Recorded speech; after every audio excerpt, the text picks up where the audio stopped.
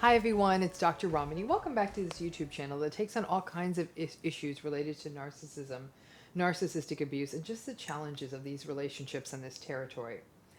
Today I'm going to take on a very interesting topic, sort of that relates to the loss of innocence that having gone through a narcissistic relationship can result in.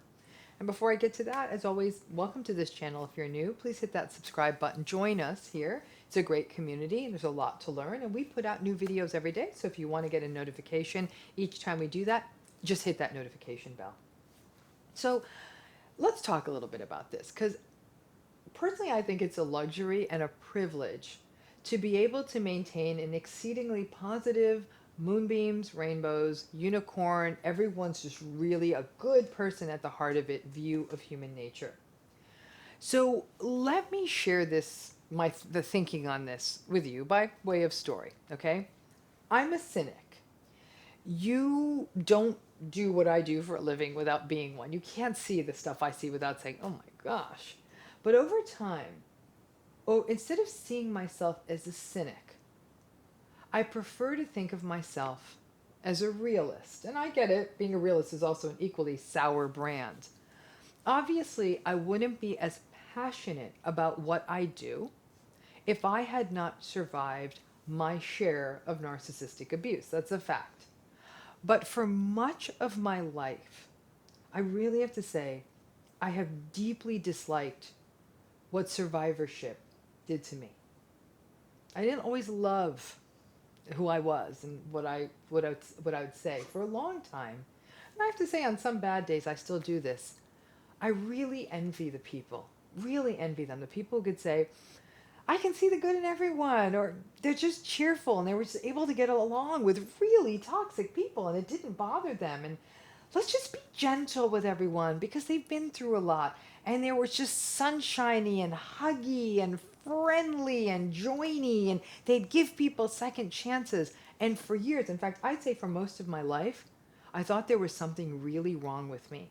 And I walk around calling myself heartless or mean, and I gotta tell you, more than a few people over the years have called me petty, cynical, unyielding, and unempathic. And I hate being called those things. I don't think they're true. That was their experience of me, so I'm not going to challenge it.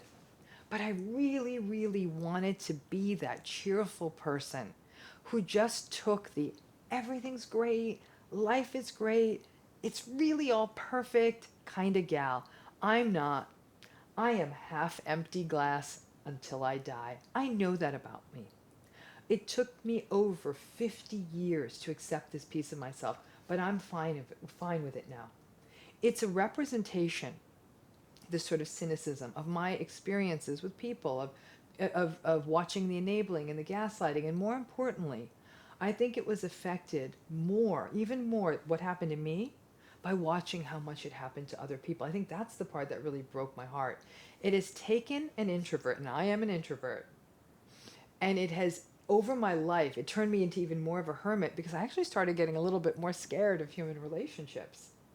Because one of the hardest experiences I witness people going through in the wake of narcissistic abuse is the loss of innocence that going through narcissistic abuse and actually understanding narcissistic abuse, what that does to a person.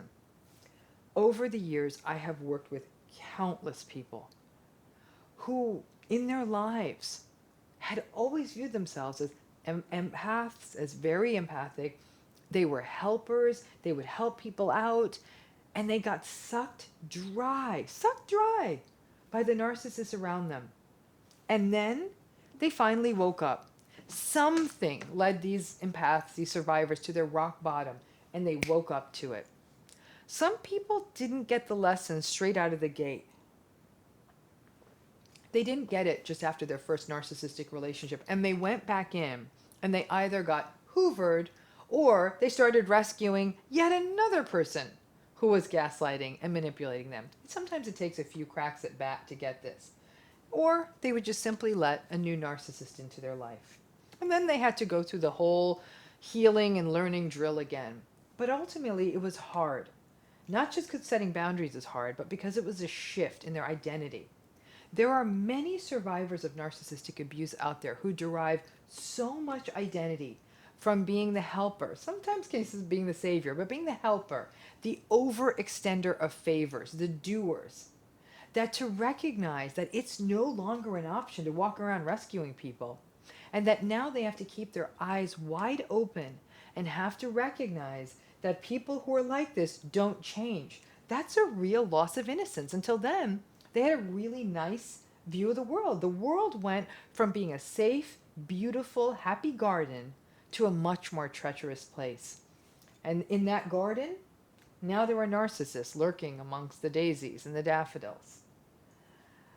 I don't like to think of this as being hard-heartedness or cynicism.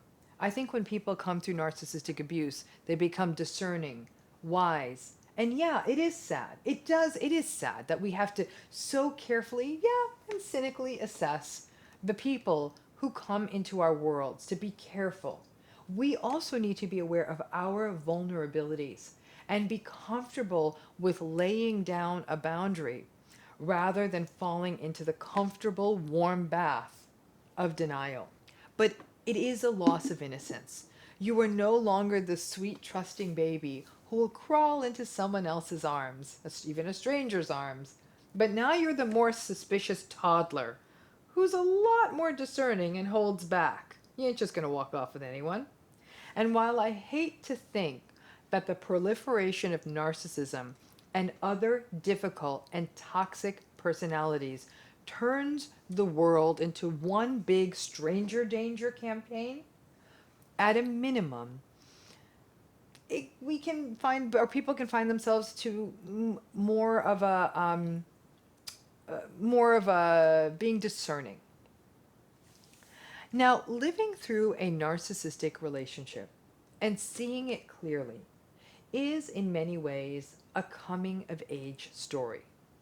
The moment when you can learn that you do not have to fall down the usual trauma-bonded sinkholes and can release that childlike innocence for adult-like reticence and wisdom, to recognize that second chances and forgiveness have their place and their recipients in healthy people, but sadly we can't just pay and play this all out equally.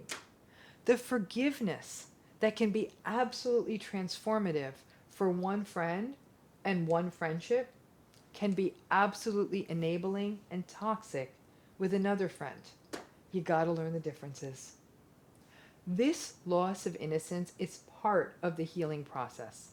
Many people find it quite destabilizing because they start seeing these toxic patterns more and more.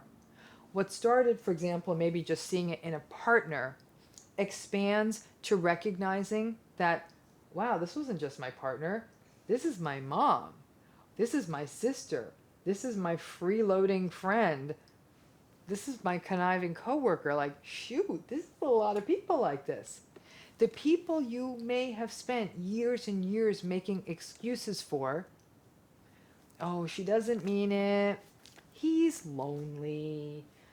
She doesn't know how to ask people things. You kept making the excuses. You kept getting in deeper.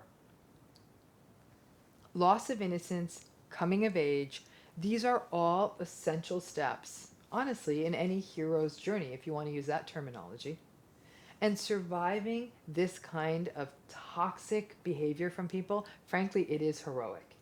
Anyone who can see it and calmly recognize it, even if it means just simply not responding, respectfully turning down the invitation from the toxic person, or where the toxic person will be, not engaging, and not participating in all this second chance revisionism, as far as I'm concerned, that's heroic in this day and age. And let's face it, adulthood is not meant to be innocent. Adulthood is meant to be wise. So I think for all of you who are struggling, like, I don't like this person I'm becoming, and Dr. Ramani, while your videos are all good and well, I don't like this. Like, I don't want to be that person who's like, I always have to be a little bit suspicious. Sometimes it's all about how you word it. Instead of suspicious, try discerning. And also knowing that toxic patterns are often these so-called red flags. They're a sign. So instead of, it may feel like a loss of innocence, and I know there's some grief around that. Losing things and growing go together. Just like the snake that sheds its skin. We as people shed our skin too, as we shed these toxic patterns, and can grow into someone healthier. Not everyone gets to go on the whole ride with you. Hope that gives some clarity for those of you who are struggling with this sort of sense of, I'm no longer Little Miss Sunshine. It's okay. You can be Little Miss Partly Cloudy, and everything's going to be fine. Thanks again.